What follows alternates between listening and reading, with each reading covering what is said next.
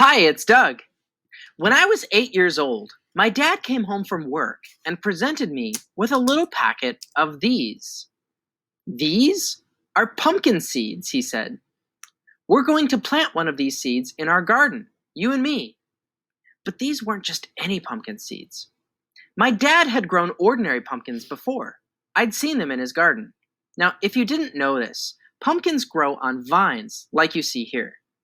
And like any plant, they need sunlight, and pumpkins need to be watered every day. So when we planted one of the seeds from the packet, we gave it water every day, just like we were supposed to. Soon we planted it in the garden.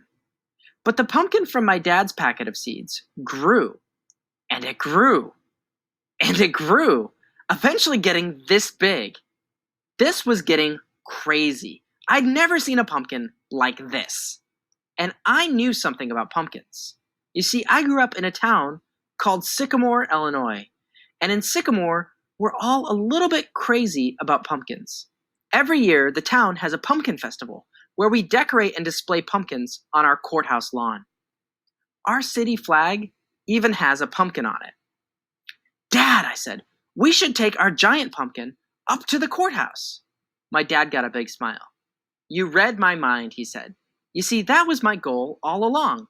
I knew how big this pumpkin would grow. You did? I said. Yep. Remember the seeds I bought? He said. Those weren't just ordinary pumpkin seeds. They were a special variety of pumpkin called giant pumpkins. Whoa. Wait, there are different kinds of pumpkins? I asked my dad. Oh, yeah, he explained. Just like there are different varieties of apples at a grocery store. Now, as it turned out, my dad had heard that there would be a giant pumpkin competition that year at the Sycamore Pumpkin Festival, and he thought we should give it a try. By the time it had finished growing, it was really so big that neither of us could possibly lift it up. I couldn't even fit my arms around it. We had to get some of my dad's friends to come over so that they could all lift it together and carefully load it in the back of a truck. We won that year. It weighed 200 pounds. The largest pumpkin in Sycamore for the year 1988. I was so proud. I even have a trophy from it, still to this day.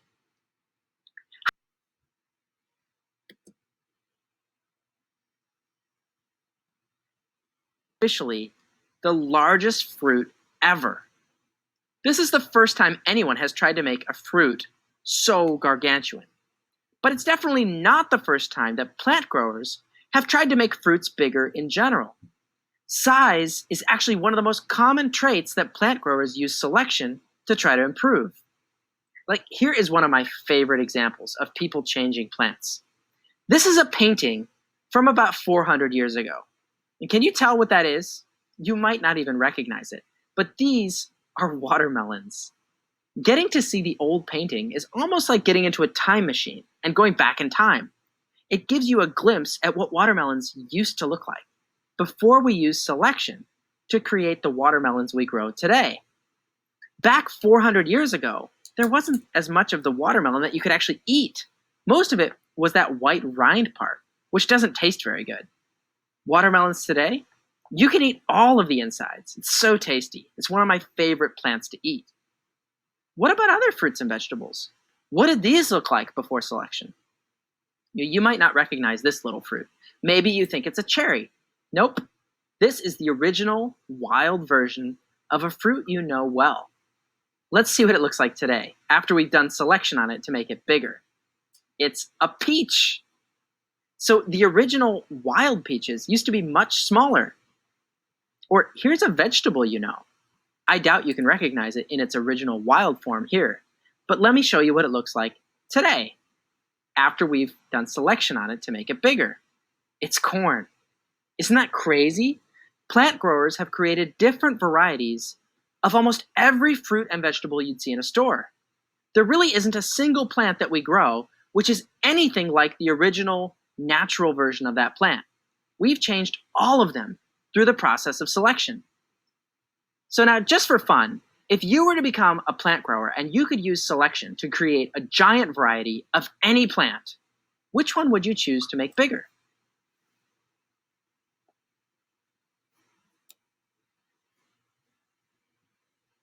Selection doesn't just have to be for plants that we eat. We can use selection to change any plant to be something we want more. Consider plants we enjoy just for their beauty, like cut flowers, the kind you might buy for one of your parents on a special day. These are roses, one of the flowers most admired for their beauty. Now, in the wild, the original natural rose looks like this. It's so basic, it's so simple. Can you see what we've changed about the rose? Count the number of petals and you'll see what's so different. The wild natural rose only has 5 petals. But thanks to the process of selection, roses today look like this. They have dozens of petals. If you pick and count all the petals, there's as many as 45 petals on a modern rose. Now, how did plant growers do that? Well, the process of selection is possible because of 2 important facts. Take these pumpkins, for example. They all came from the same parent pumpkin. But no 2 individual babies of a parent have exactly the same traits. The only reason someone was ever able to make a variety of giant pumpkin was because no 2 pumpkin brothers and sisters are exactly the same. You can see here one of them's different. There's always at least one pumpkin that's slightly bigger than all its sibling pumpkins. And so that's how they were eventually able to make a giant pumpkin variety. And with our rose example, the same fact is true. Wild roses almost always have 5 petals, but occasionally there's a rose that has fewer than 5 petals, like a 4-petaled rose. And there's sometimes a rose born that has more than 5 petals, like a 6-petaled rose. So we can summarize this fact by saying, no 2 individuals are exactly alike. There's always small differences. That's the first fact to remember about selection. The second fact is that babies usually get most of the traits of their parents. In science, we say that they inherit the traits of their parents. So with that slightly bigger pumpkin, if you planted any of its seeds, most of the new pumpkins that grew from its seeds would also be slightly big, just like their parent pumpkin. These new pumpkins inherited their parents' larger size. Or with our rose example, if we go out and look for only those roses that have 6 petals instead of 5, and we make sure to create new rose seeds from just those 6-petaled parents, then the babies will tend to have 6 petals too. And now we can start the process all over again. See, because remember the first fact, no 2 individual babies are exactly alike. Most of them will have 6 petals, but now some of them might grow up and have 7 petals. So that's where the idea of selection comes in. It's plant growers who carefully watch for little changes in traits, like number of rose petals, and then only select those roses whose traits they want. After years of doing this over and over, rose growers have managed to get roses that had 8 petals, and then 9 petals, and then 10 petals, and so on, eventually reaching the 45-petaled roses of today that are sold in flower shops. You can really see how, using the process of selection, we've managed to change natural wild plants into the new varieties of bigger, better plants that we use for food and beauty. There's really not a single natural plant in our stores. All of them have been changed by the process of selection, where we've made them bigger, or tastier, or more beautiful. We can use selection to improve any trait that a plant has. So now stop and think for a moment. If selection can be used to improve any trait of a plant, not just its size, what's a trait you might change about your favorite fruit?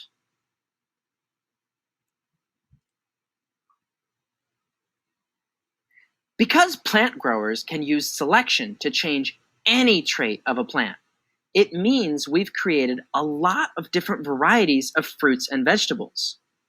Not only are there the round orange pumpkins that you're probably used to, but plant growers have also created, as you saw, a giant variety of pumpkin. But that's not all. If you ever visit a pumpkin patch, look for some of the strange varieties that have been created too. Like this, white ghost pumpkin, or blue pumpkins, or striped pumpkins, weird warty pumpkins, or even this crazy multicolored pumpkin. In total, plant growers have created over 100 different varieties of pumpkins. Plant growers can make the varieties of a plant look so different from each other that it's sometimes hard to believe they're still the same basic thing. These are all still pumpkins. All pumpkins started out from the same original wild pumpkin, which is thought to have come from the country of Mexico long ago. When you look more closely at any two pumpkin varieties, even though they might be very different in one or two traits, like color or shape or size, they've kept all their other original traits.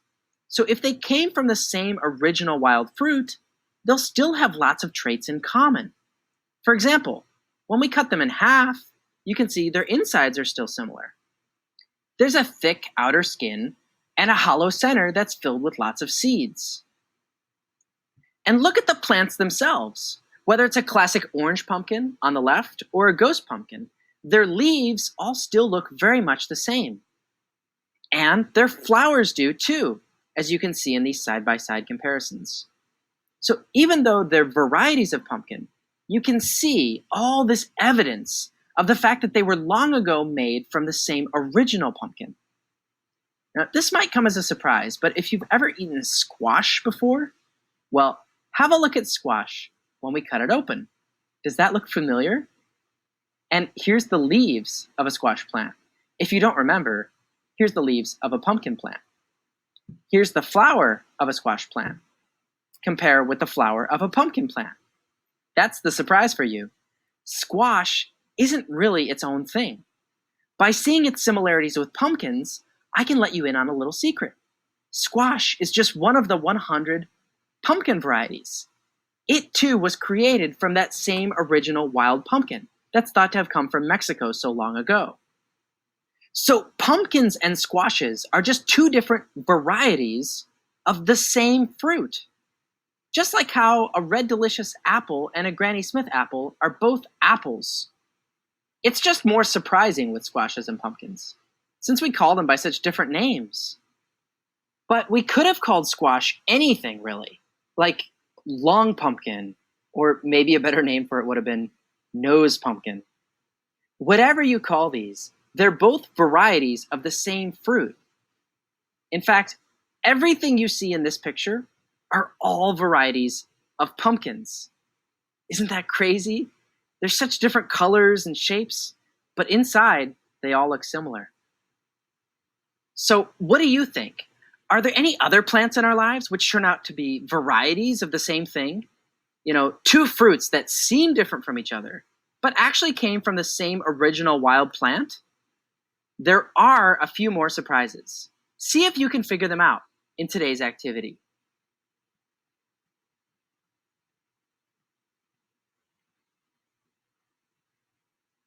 Look.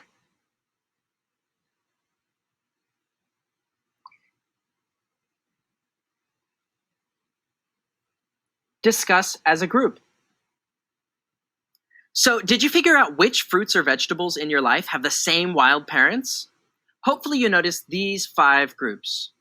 My favorite surprise from this is that even though oranges taste and look so different from lemons, which taste and look so different from grapefruits, when you look at them more carefully, suddenly you see lots of similar traits between them.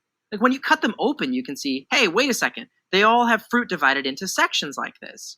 They also have a thick skin that can be peeled off by hand. You notice that here? And when we look at the other parts of these plants, we see even more in common. Like look at their leaves. You can hardly even tell them apart. Or their flowers, they all look so similar. We can include limes in this group too. Limes have these same traits as oranges, lemons, and grapefruits. So these 4 fruits, oranges, lemons, grapefruits, and limes, they're not even really different fruits. They're all just different varieties of the same fruit. Think of it this way. An orange is to a lemon as a Red Delicious apple is to a Granny Smith apple. Now that's crazy because Granny Smith apples and Red Delicious apples, at least you knew they're varieties of apple. I mean, they even have apple in their names. So then, what fruit are oranges, lemons, limes, and grapefruits varieties of then? Well, in the forests of Southeast Asia grows a wild fruit that looks like this. It smells like a lemon, and it has similar flowers and leaves to a lemon. We call this a citron or citrus fruit. Even if you've never seen one of these, you've probably heard that word before, citrus. Scientists think that oranges, lemons, limes, and grapefruits are just different.